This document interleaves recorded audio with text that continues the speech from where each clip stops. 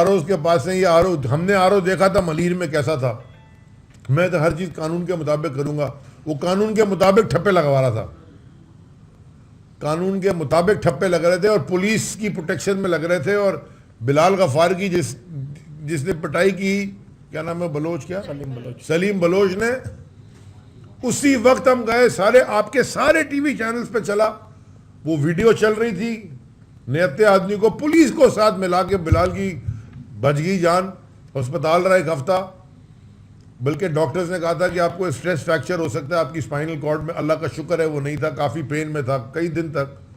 اور آج تک اس کی ایف آئی آر نہیں کٹی ہے. ہم رپورٹیں درج کروا چکے ہیں, وکیل جا چکے ہیں, الٹا ہم پہ کہہ رہے ہیں. میں تو وہاں تھا ہی نہیں, علاقے ہی میں ہی نہیں تھا, اس حلقے میں ہی نہیں تھا جب یہ ہوا ہے. وہ کہہ رہے جی علی زدی وہاں تھا اسلحے کے ساتھ. مطلب آپ نے بہت چیزیں دیکھی ہوں گی, مجھے کم از کم اسلحے کے ساتھ نہیں دیکھا ہوگا. اتنا جھوٹ لگا کے. تو اس طرح کی اگر حکومت چلانی ہے انہوں نے, ماشاءاللہ.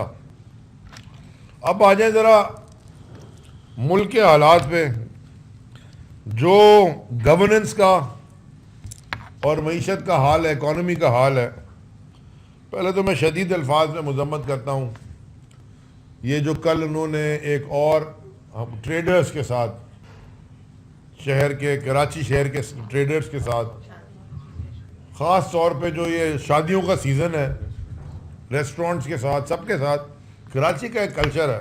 اور اگر آپ کو کرنا بھی ہے اس طرح کی چیزیں, ہمیں سمجھ آتی ہے کہ جی حکومتوں کو کبھی مشکل فیصلے کرنے پڑتے ہیں, آپ بیٹھتے ہیں ساتھ, آپ لوگوں کو کانفیڈنس میں لیتے ہیں, آپ ان Like and subscribe to our channel News Line 1.